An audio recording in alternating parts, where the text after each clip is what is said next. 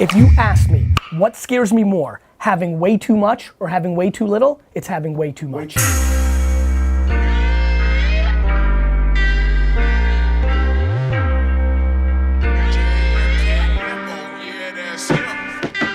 Who turned you into this guy? Did something turn America and my mother. You know, I was born in the Soviet Union. I didn't come up with much. So adversity, America, my mom, and my dad, because when I was 14 and started working at my dad's liquor store for $2 an hour, I was so full of and he sucked it out of me over 10 years because he hates lying and Sure. And so he scared me. I was scared to embellish, let alone lie. I don't get upset when people are like, yo, this guy's full of because I'm like, I understand. I actually had that in me, but my dad systematically took it out. And I think it comes from lack of entitlement. Is entitlement a disease? 100. I'm scared of properly raising my children because they're gonna have so much. Listen, straight up, and I know the audience, I know the culture, I get it, but straight up, if you ask me, what scares me more, having way too much or having way too little, it's having way too much. Way too much. 100%, because that person is suicidal and depressed. Doesn't that fall in line with abundance? Yeah, but people you can't see happiness. There's so many people I know that make $40,000 a year and love life, and so many people I know that have 40 million in the bank and hate life. And everybody's saying like, cool, I'll take my chances, I'll be 40 million. I get it, but guess what? That's what the 40 million person's saying too. Like, I wish I wasn't born into this trust fund. People aren't listening. And the reason I talk about materialistic things, it is the Band-Aid and the makeup of unhappiness for 95%. They're trying to impress people they don't even like. You've seen a bunch of people come through here, right? People have come through here when they were just starting their careers. Sure. 2 years later, they popped, they came in here, you're about to figure out exactly who they are. Were they the same person they walked in here 19 months ago? Yes.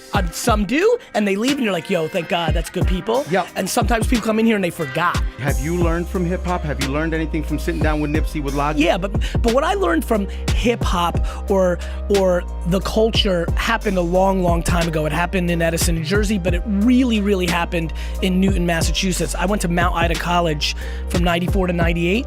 It was, 96% minorities. It was 95% of them on financial aid. I learned a lot because I was deep in it. I didn't visit my friend in the hood for a day. For 4 years, I lived deep in it. Yeah. And that's when I got a sense of it. And what it taught me that half decade was, oh, this is exactly. Is there anybody in hip hop that's not utilizing this opportunity that they have? All of them. Really? Nobody's squeezing it hard enough. What are they not doing? They don't realize how valuable the attention is right now on social media. Like they're sitting on their music. Put your music out. The internet is where people's attention is. You got music, post it on Instagram right now. You have 9 followers, start it. Everybody thinks you need 1 million followers. What if your 1 follower is you? It's not about how many, it's who and what can they do. If you got SoundCloud and Spotify and Instagram and YouTube, guys, T Grizzly comes out of jail after 4.5 years from being locked up for a half decade to putting out 1 video and a song. If you've got talent, this is about talent. Sure. And all of a sudden, 72 hours later, 21 Savage is DMing you. So if you've got flames and you've got bars and you're so great, put it out. But what's happening is people are insecure. Of course. People are overthinking. People are artists trying to make it perfect. Sure. It's ego. But also too, I think sometimes it can be that the internet and social media can be a curse because they just come at you and they're attacking you. Yeah, but when you can't hear them, it doesn't matter. When you get to that place, when you can't hear them, then you start making content. Then you start living your life for real. It's just like high school. Remember in the beginning of the high school, you're worried about everybody's opinion, but then kind of by senior year, you got your clique. Yeah, you're good. You don't give a Yeah. I'm just trying to get everybody in real life to get to the place they were in high school the last month of high school. It comes back to self-awareness, my guy. There is no one path. The only path is like, do you know yourself? And more importantly, that voice inside your own head, a lot of times people don't understand that was put in your head. A lot of people, when I'm like, don't listen to anybody but yourself, I'll get that DM. They'll be like, yo, I love that. My problem is I'm telling myself I suck. And then I have to DM them like, yo, you didn't. Like, that isn't you. That's your mom or dad that put that in your head. And now you believe it and you think it's your own voice. Nobody starts off thinking they suck. Here's the problem. And I'm not trying to be mean, I'm trying to make you happy and win. Most of the people listening right now don't have the talent.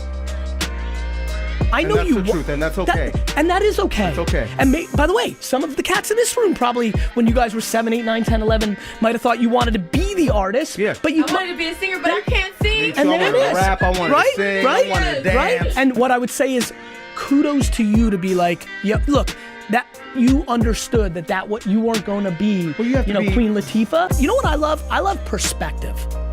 If you're listening to this right now, it means you have the ability to listen to this right now, which means you live in America. It means that you have some sort of device that allows you to listen to this.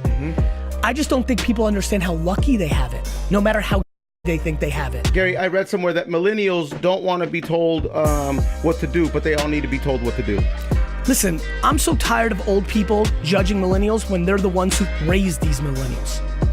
Why don't we talk about the parents that raised the millennials, Starts at home, that doesn't created the entitlement, Sure. who didn't want their kids ever crying, who wanted their kids to be in games where 8th place trophies happen. And then number 2, like, here's my thing.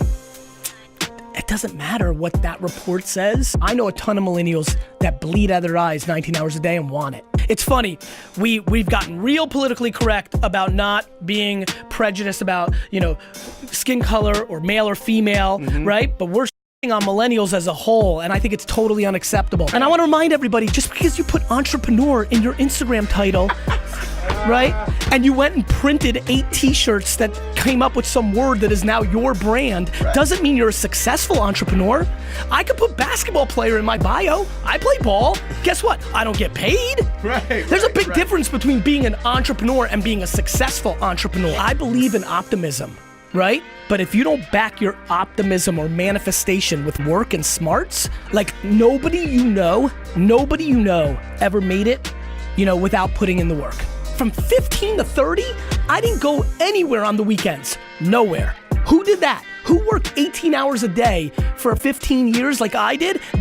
Who left college on Friday afternoon to take an Amtrak down and not even the Acela, stopping every which way on the East Coast, to then get into Jersey, Woodbridge train station, and then drive to the liquor store, work 2 hours, then go home, sleep for 6, and then work all day Sunday, and then wake up all day Saturday for 13 hours in that liquor store, then wake up Sunday, right? And go back to Boston to go back to school. So don't owe Gary me. You don't know me. Sure. I've worked every minute of my life. How do you find your balance from work and life, I guess? I love them both so much, I love them both so much. Like, I do what I need to do. So I think people are just letting other people's opinions. So like work-life balance, real easy. I do what I want. Yeah. And as long as the 5 to 9 people I give about the most are cool with it, then I'm good. I'm not a motivational speaker that wants you to pay me $5,000 to be your coach. I don't want your money. I don't want anything. Super shots fired.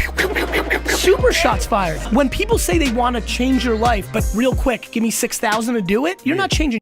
I'm chasing admiration, my guy. That's right. You know what admiration feels like? Like, if anybody's got it out there, if you have it from one person, your little niece, it's amazing. Admiration. Like, do you know what I felt like coming in here today? So good. Taking picture with her in the front, like, that's nice. Yeah, man. That I knew how to make money. I know how to make money. I don't need the people watching me on the gram or YouTube or my podcast to give me their money. I've always known how to do that. I want your admiration. My guy, GaryVee, you're my guy, I appreciate it, my guy. Yeah. My guy. You're my guy too, my guy. My guy. You are my guy. Thank you, my man. Thank you so much for having me. I'm serious, my guy. I appreciate it. You are my guy, my guy. How do you I appreciate that.